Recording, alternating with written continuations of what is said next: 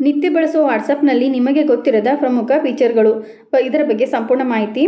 ವಿಶ್ವಾದ್ಯಂತ ಸಾಮಾಜಿಕ ಮಾಧ್ಯಮ ಪ್ರಬಲ ಮಾಧ್ಯಮವಾಗಿ ಹೊರಹೊಮ್ಮಿರುವ ವಾಟ್ಸಪ್ನಲ್ಲಿ ಆಗಾಗ ನೂತನ ಆಯ್ಕೆಗಳನ್ನು ಸಕ್ರಿಯಗೊಳಿಸಲಾಗುತ್ತದೆ. ಬಳಕೆದಾರರಿಗೆ ಸಂವಹನಕ್ಕೆ ಮತ್ತಷ್ಟು ಸುಲಭವಾಗಲು ಬಗೆ ಬಗೆಯ ಫೀಚರ್ಗಳನ್ನು ಮಾತೃಸಂಸ್ಥೆ ಮೇಟಾ ಅಳವಡಿಸುತ್ತದೆ. ಅವುಗಳಲ್ಲಿ ಕೆಲವುಗಳ ಬಗ್ಗೆ ತಿಳಿದುಕೊಳ್ಳೋಣ. ಇಂಟರ್ನೆಟ್ ಇಲ್ಲದೆ ಮೊಬೈಲ್ನಲ್ಲಿ UPI ಪೇಮೆಂಟ್ ಮಾಡುವ ಆಯ್ಕೆ. UPI ವಹಿವಾಟುಗಳನ್ನು ಆಫ್ಲೈನ್ನಲ್ಲಿ ಇಂಟರ್ನೆಟ್ ಇಲ್ಲದೆ ಪ್ರಕ್ರಿಯೆಗೊಳಿಸಲು NPCI USSD ಕೋಡನ್ನು ಈಗಾಗಲೇ ಆರಂಭಿಸಲಾಗಿದೆ. ಕೀಪ್ಯಾಡ್ ರೀತಿಯ ಫೀಚರ್ ಫೋನ್ ಬಳಕೆದಾರರು #99 ಸೇವೆಯನ್ನು ಡಯಲ್ ಮಾಡುವ ಮೂಲಕ ಹಣವನ್ನು ಕಳುಹಿಸಬಹುದು. ನೋಂದಾಯಿತ ಮೊಬೈಲ್ ಸಂಖ್ಯೆಯ ಮೂಲಕ ಮಾತ್ರ UPI ಸೇವೆಯನ್ನು ಆಫ್ಲೈನ್ನಲ್ಲಿ ಪ್ರಾರಂಭಿಸಬಹುದು. ನೆಟ್ವರ್ಕ್ ಇಲ್ಲದ ಸಮಯದಲ್ಲಿ ಅಥವಾ ಇಂಟರ್ನೆಟ್ ಸಂಪರ್ಕ ಅಸ್ತಿತ್ವದಲ್ಲಿಲ್ಲದ ತುಂಬ ನಿಧಾನವಾಗಿರುವ ಸ್ಥಳದಲ್ಲಿದ್ದರೆ UPI ಬೆಂಬಲಿಸುವ ಯಾವುದೇ UPI ಅಪ್ಲಿಕೇಶನ್ಗಳಲ್ಲದೆ ನೇರ ಮೊಬೈಲ್ ಮೂಲಕ ನೀವು ಯಾವುದೇ ವಹಿವಾಟುಗಳನ್ನು ಮಾಡಬಹುದು. ಆಂಡ್ರಾಯ್ಡ್ ಅಥವಾ ಆಪಲ್ ಫೋನ್ಗಳಲ್ಲಿ ಇಂಟರ್ನೆಟ್ ಇಲ್ಲದೆ ತೊಂದರೆ ಅನುಭವಿಸುತ್ತಿದ್ದರೆ ತಮ್ಮ ಬಳಿ ಇರುವ ಹಳೆಯ ಫೀಚರ್ ಫೋನ್ಗೆ ಸದ್ಯದ ಮಟ್ಟಿಗೆ ಸಿಮ್ ಬದಲಿಸಿ ಹಣವನ್ನು ಪಾವತಿಸಬಹುದು. ಇಂಟರ್ನೆಟ್ ಇಲ್ಲದಿದ್ದಲ್ಲಿ ಅವರು ಬಳಸಬಹುದಾದ ತುರ್ತು ವಿಶೇಷ ಆಯ್ಕೆ ಇದಾಗಿದೆ. ಫೀಚರ್ ಫೋನ್ ಬಳಕೆದಾರರಿಗೆ ಅವರು ಯಾವುದೇ UPI ಸೌಲಭ್ಯಗಳನ್ನು ಬಳಸಬಹುದಾದ ಏಕೈಕ ಮಾರ್ಗವಾಗಿದೆ. UPI ಪಾವತಿಸುವ ಬಗೆ. ಮೊದಲಿಗೆ ನೀವು UPIನೊಂದಿಗೆ ನೋಂದಾಯಿಸಿರುವ ಫೋನ್ ಸಂಖ್ಯೆಯನ್ನು ನಿಮ್ಮ ಬ್ಯಾಂಕ್ ಖಾತೆಗೆ ಲಿಂಕ್ ಆಗಿರುವುದನ್ನು ಖಚಿತಪಡಿಸಿಕೊಳ್ಳಿ. ನಂತರ ಅದೇ ಫೋನಿನಿಂದ ಇಂಟರ್ನೆಟ್ ಇಲ್ಲದೆ UPI ಪಾವತಿ ಮಾಡುವ ಸೇವೆಯನ್ನು ಬಳಸಲು ಆರಂಭಿಸಿ. ನಂತರ ಫೋನ್ನಲ್ಲಿ ಕೀಪ್ಯಾಡ್ ತೆರೆದು *99# ಎಂದು ಟೈಪಿಸಿ ಕರೆ ಬಟನ್ ಮೇಲೆ ಟ್ಯಾಪ್ ಮಾಡಿ. ಹಣವನ್ನು ಕಳುಹಿಸಲು ಒಳಗೊಂಡಂತೆ ಬಹಳಷ್ಟು ಆಯ್ಕೆಗಳೊಂದಿಗೆ ಪಾಪ್-ಅಪ್ ಮೆನು ತೆರೆದುಕೊಳ್ಳುತ್ತದೆ. ಇದರಲ್ಲಿ ಒಂದನ್ನು ಟ್ಯಾಪ್ ಮಾಡಿ ನಂತರ ಸೆಂಡ್ ಮೇಲೆ ಟ್ಯಾಪ್ ಮಾಡುವುದರೊಂದಿಗೆ ಹಣ ಕಳಿಸುವ ಆಯ್ಕೆಯನ್ನು ಮಾಡಿ. ಅನಂತರ ಪಾವತಿ ಸ್ವೀಕರಿಸುವ ವ್ಯಕ್ತಿಯಿಂದ ನೀವು ಹೊಂದಿರುವ ಮಾಹಿತಿಯನ್ನು ಆಯ್ಕೆ ಮಾಡಿ ಅವರ ಮೊಬೈಲ್ ಸಂಖ್ಯೆಯನ್ನು ಟೈಪಿಸಿದ ನಂತರ ಸೆಂಡನ್ನು ಟ್ಯಾಪ್ ಮಾಡಿ. ನೀವು ಕಳುಹಿಸುವ ವ್ಯಕ್ತಿಯು UPI ಖಾತೆಗೆ ಲಿಂಕ್ ಮಾಡಲಾದ ಮೊಬೈಲ್ ಸಂಖ್ಯೆಯನ್ನು ಮಾತ್ರ ನಮೂದಿಸಿ ಮತ್ತು ಸೆಂಡನ್ನು ಟ್ಯಾಪ್ ಮಾಡಿ. ಮೊಬೈಲ್ ಸಂಖ್ಯೆ ಸರಿಯಾಗಿದ್ದರೆ 5ಅನ್ನು ಟೈಪಿಸಿ ಖಚಿತಪಡಿಸಿಕೊಳ್ಳಿ. ನೀವು ಕಳುಹಿಸಲು ಬಯಸದ ಹಣದ ಮೊತ್ತವನ್ನು ನಮೂದಿಸಿ ನಂತರ ಸೆಂಡ್ ಮೇಲೆ ಒತ್ತಿರಿ. ಪಾಪ್-ಅಪ್ ಮೆನುವಿನಲ್ಲಿ ಪಾವತಿಯ ಟಿಪ್ಪಣಿ ಎಂದರೆ ಯಾರಿಗೆ ಏಕೆ ಎಂಬ ಒಂದಿಷ್ಟು ವಿವರಗಳು ಬೇಕಿದ್ದರೆ ನೀಡಿ ವಹಿವಾಟನ್ನು ಪೂರ್ಣಗೊಳಿಸಲು ನಿಮ್ಮ UPI ಪಿನ್ನನ್ನು ಟೈಪಿಸಿ.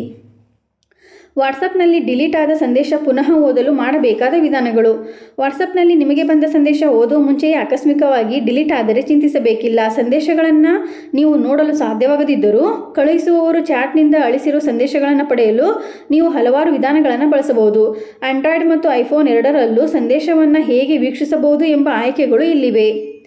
ಆಂಡ್ರಾಯ್ಡ್ನಲ್ಲಿ ಡಿಲೀಟ್ ಆದ ಸಂದೇಶವನ್ನು ಓದುವ ಬಗ್ಗೆ. ಆಂಡ್ರಾಯ್ಡ್ 11 ಮೇಲ್ಪಟ್ಟ ಫೋನ್ ಬಳಕೆದಾರರಿಗೆ ಈ ಆಯ್ಕೆ ಸುಲಭವಾಗಿ ಲಭ್ಯವಿದೆ. ನೋಟಿಫಿಕೇಷನ್ ಪರಿಶೀಲಿಸುವ ಮೂಲಕ ನೀವು ಡಿಲೀಟ್ ಆದ ವಾಟ್ಸಪ್ ಸಂದೇಶಗಳನ್ನು ಓದಬಹುದು.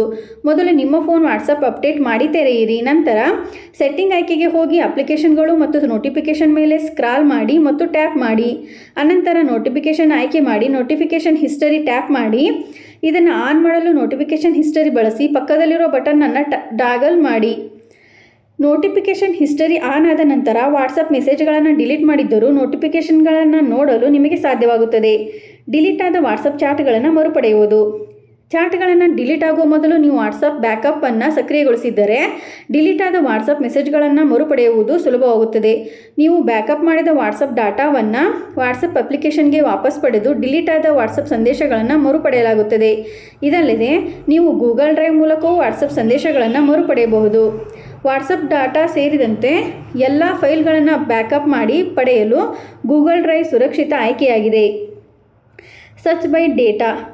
ಈ ಮೂಲಕ ಹಳೆಯ ಸಂದೇಶಗಳನ್ನು ಸುಲಭವಾಗಿ ಹುಡುಕಬಹುದು. ನಿಮ್ಮ ಹಳೆಯ ಸಂದೇಶಗಳನ್ನು ವಾಟ್ಸಪ್ ಗ್ರೂಪ್ ಅಥವಾ ವ್ಯಕ್ತಿಯ ಸಂಖ್ಯೆಯಲ್ಲಿ ಸರ್ಚ್ ಬೈ ಡೇಟಾ ಎಂಬ ಆಯ್ಕೆಯೊಂದಿಗೆ ಕ್ಷಣಾರ್ಧದಲ್ಲಿ ನಿಮಗೆ ಬೇಕಿರುವ ಹಳೆಯ ಸಂದೇಶಗಳನ್ನು ಹುಡುಕಿ ಪಡೆಯಬಹುದು. ಹಳೆಯ ಚಾಟ್ ಮೆಸೇಜ್ಗಳನ್ನು ನೇರವಾಗಿ ದಿನಾಂಕದ ಆಧಾರದ ಮೇರೆಗೆ ಹುಡುಕಲು ಸರ್ಚ್ ಬೈ ಡಾಟಾ ಅನುಮತಿಸುತ್ತದೆ. ಇದು ಆ್ಯಪಲ್, ಆಂಡ್ರಾಯ್ಡ್, ಮ್ಯಾಕ್, ಡೆಸ್ಕ್ಟಾಪ್ ಮತ್ತು ವಾಟ್ಸಪ್ನ ವೆಬ್ನಂತಹ ಇತರ ವೇದಿಕೆಗಳಲ್ಲೂ ಈ ಹೊಸ ಫೀಚರ್ ಲಭ್ಯವಿದೆ. ಮೊದಲು ನಿಮ್ಮ ಆಂಡ್ರಾಯ್ಡ್ ಫೋನ್ಗಳಲ್ಲಿ ವಾಟ್ಸಪ್ಪನ್ನು ಅಪ್ಡೇಟ್ ಮಾಡಿ ತೆರೆಯಿರಿ. ವೈಯಕ್ತಿಕ ಚಾಟ್ ಅಥವಾ ಗ್ರೂಪ್ ಚಾಟನ್ನು ಕ್ಲಿಕ್ ಮಾಡಿ. ಬಲತುದಿಯ ಮೇಲೆ 3 ಚುಕ್ಕೆಗಳಿರುವ ಆಯ್ಕೆಯನ್ನು ಕ್ಲಿಕ್ ಮಾಡಿ. ಈ ಆಯ್ಕೆಯಲ್ಲಿ ಸರ್ಚ್ ಆಯ್ಕೆಯನ್ನು ಕ್ಲಿಕ್ ಮಾಡಿದರೆ ಸರ್ಚ್ ಬಾರ್ ಕೊನೆಯಲ್ಲಿ ನಿಮಗೆ ಈ ಚಿಹ್ನೆ ಕಾಣಬಹುದು. ಇದರ ಮೇಲೆ ಕ್ಲಿಕ್ ಮಾಡುವುದರಿಂದ ನಿಮಗೆ ಕ್ಯಾಲೆಂಡರ್ ತೆರೆಯುತ್ತದೆ. ಈಗ ನಿಮಗಿಷ್ಟ ಬಂದ ದಿನವನ್ನು ಆಯ್ಕೆ ಮಾಡಿ ಯಾವ ಚಾಟ್ ಬೇಕೋ ಆ ಚಾಟನ್ನು ಪಡೆಯಬಹುದು. ವೈಯಕ್ತಿಕ ವಾಟ್ಸಪ್ ಚಾಟ್ಗಳನ್ನು ಯಾರೂ ನೋಡದಂತೆ ಲಾಕ್ ಮಾಡುವ ವಿಧಾನ. ವಾಟ್ಸಪ್ ಈಗ ಬಳಕೆದಾರರಿಗೆ ಅವರ ವೈಯಕ್ತಿಕ ಚಾಟ್ಗಳನ್ನು ಯಾರೂ ನೋಡದಂತೆ ಲಾಕ್ ಮಾಡುವ ಅವಕಾಶವನ್ನು ಕಲ್ಪಿಸಿದೆ. ಬಳಕೆದಾರರಿಗೆ ಪಾಸ್ವರ್ಡ್ ಹೊಂದಿಸುವ ಮೂಲಕ ಅಥವಾ ಫೇಸ್ ಅನ್ಲಾಕ್ ಅಥವಾ ಫಿಂಗರ್ ಪ್ರಿಂಟ್ನಂತಹ ಬಯೋಮೆಟ್ರಿಕ್ ದೃಢೀಕರಣ ವಿಧಾನಗಳನ್ನು ಬಳಸಿಕೊಂಡು ವೈಯಕ್ತಿಕ ಚಾಟ್ಗಳನ್ನು ಲಾಕ್ ಮಾಡಲು ಅವಕಾಶ ಮಾಡಿಕೊಟ್ಟಿದೆ. ಅಪ್ಲಿಕೇಶನ್ ತೆರೆಯಿರಿ ಮತ್ತು ನೀವು ಲಾಕ್ ಮಾಡಲು ಬಯಸುವ ಚಾಟನ್ನು ದೀರ್ಘವಾಗಿ ಒತ್ತಿರಿ. ಸ್ಕ್ರೀನ್ ಮೇಲಿನ ಬಲಭಾಗದಲ್ಲಿ ಗೋಚರಿಸುವ 3 ಡಾಟ್ ಮೆನುವನ್ನು ಒತ್ತಿ ಮತ್ತು ಲಾಕ್ ಚಾಟನ್ನು ಟ್ಯಾಪ್ ಮಾಡಿ. ಮುಂದುವರೆಸಿ ಬಟನ್ ಮೇಲೆ ಕ್ಲಿಕ್ ಮಾಡಿ ಮತ್ತು ನಿಮ್ಮ ಫಿಂಗರ್ ಪ್ರಿಂಟ್ ಅಥವಾ ಫೇಸ್ ಅನ್ಲಾಕ್ ಬಳಸಿ ದೃಢೀಕರಿಸಿದ ನಂತರ ನಿಮ್ಮ ಚಾಟನ್ನು ಲಾಕ್ ಮಾಡಲಾಗುತ್ತದೆ.